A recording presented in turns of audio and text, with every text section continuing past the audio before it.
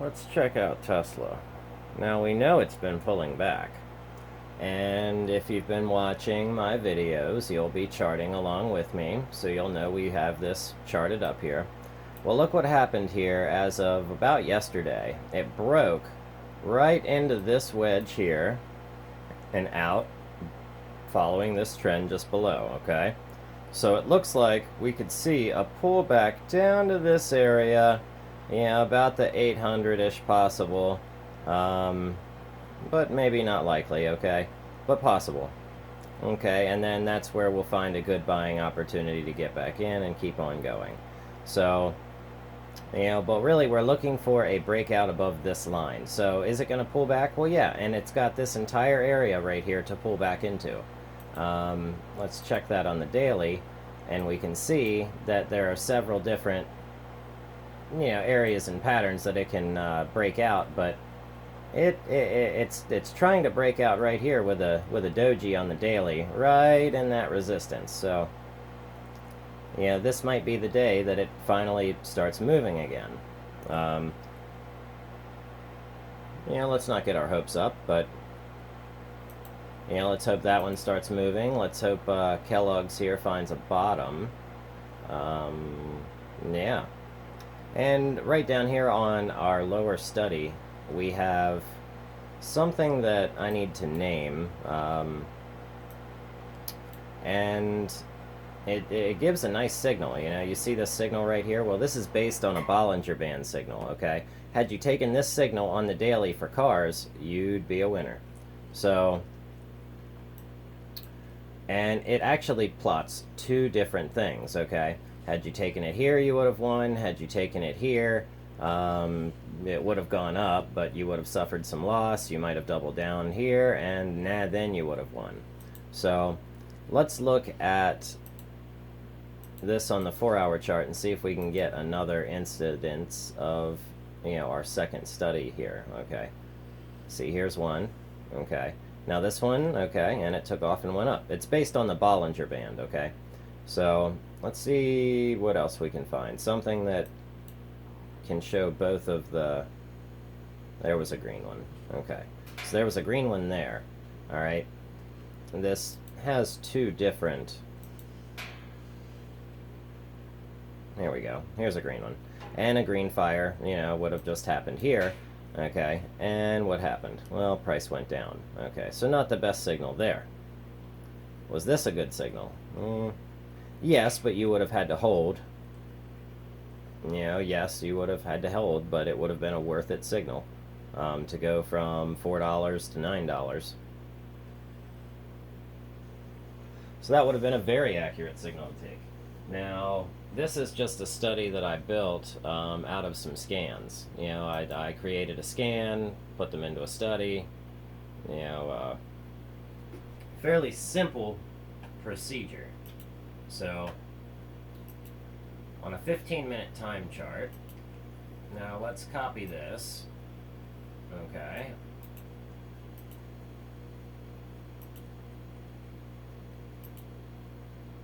And let's paste it in here. Paste. Alright. And we're going to have to call this, let's call this data 1. Alright. And that's how we're going to be able to keep it separate and not create this, expected duplicate or already assigned or data at, 6.6 already.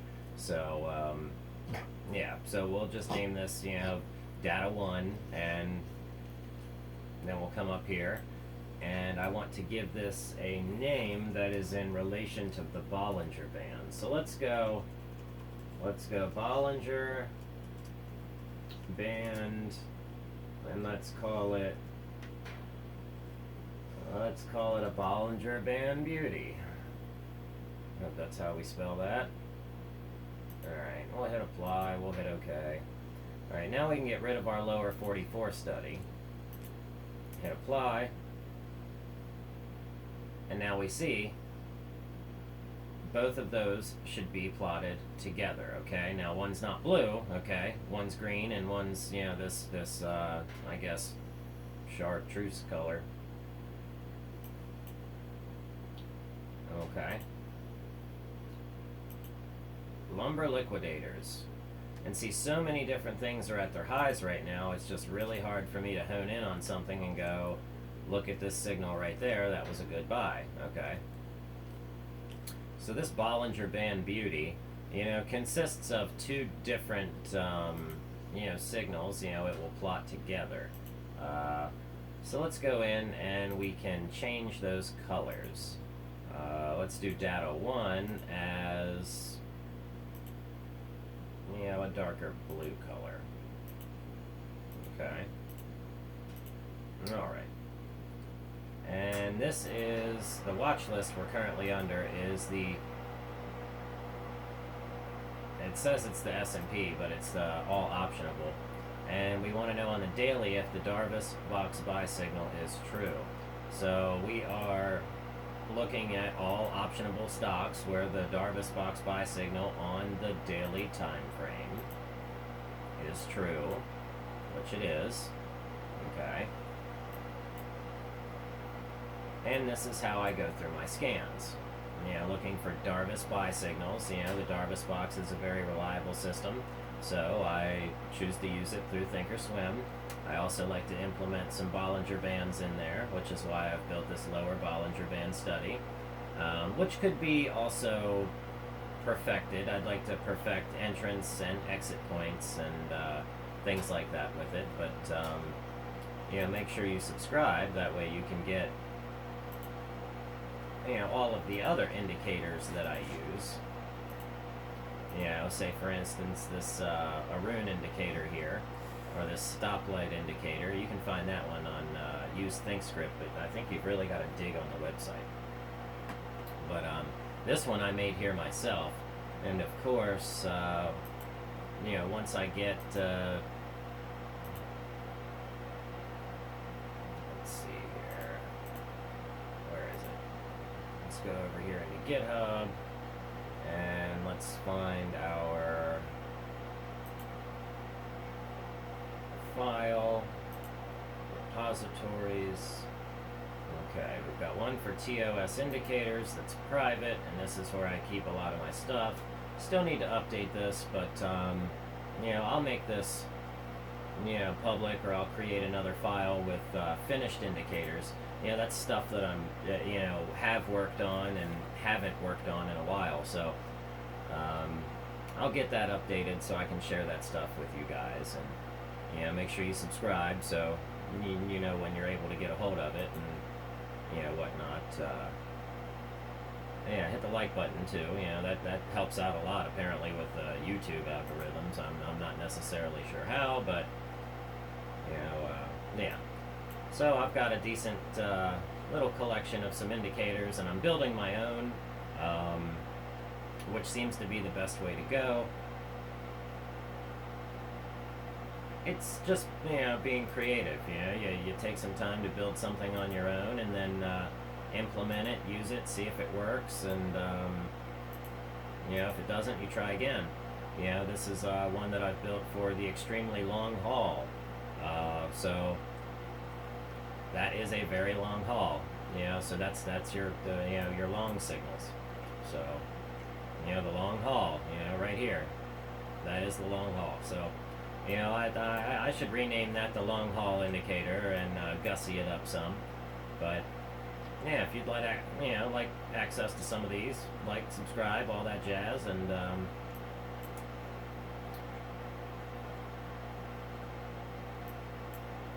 if anything, we can hit the like button so many times that we can just keep helping the world go round. Okay, E+. You see, that was a nice signal there. Nice crossover, nice signal. I like it. So, is the market going to pull back? I mean, yeah, it probably is. I mean, that's definitely what's likely. But will it continue on? I'm sure it will. So, if we see a pullback, we'll see some kind of pullback, and then I go on. So, I mean, even if we pull back to 360 on the SPY, we're still not doing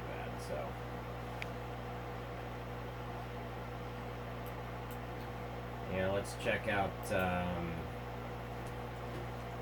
hyln today. Should start keeping up with some of my